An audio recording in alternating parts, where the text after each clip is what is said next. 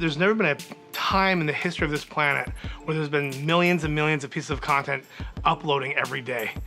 And because of this, it's hard as humans for us to really navigate or monitor what is going on. And so we need to use AI and specifically deep learning algorithms in order to sift through all that content and to know what content we should pay attention to, what is trending, what isn't, as well as what content is going to be the best fit for the brand and what's going to have the most positive outcomes. So for Philo, we are a year old as a company and we are in a space that's hyper competitive. So what our mandate is right now is to really scale from an acquisition perspective. So getting people to subscribe to the service is our number one goal. Getting views for them was not enough. So we incorporate our AI and a lot of our generalized data with our deep learning algorithms to better predict which influencers were going to have a more positive ROI for their campaign. I think from the influencer perspective, it's really important that the influencer actually has some affinity for your product.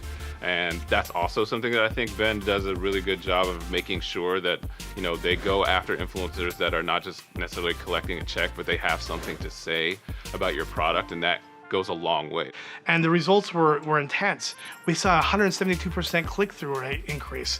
We also saw an increase in sales by 10x. I don't know if this has ever happened in advertising where there's this type of case study that has seen such dramatic results as a result of AI and deep learning technology. The AI was able to look at a lot of different influencers, dive really deep into the data and looking at the composition of the videos to get beyond, just what we can sort of typically track in terms of those top level KPIs and understand really what about the content is driving the behavior that we want to see at the end of the funnel and sort of proxy whether the audience we're talking to is the right type of audience that will ultimately become a TV service subscriber. It's something that we're just barely starting to see, and that's going to be the next breakthrough, and it's going to be AI and deep learning that makes it possible.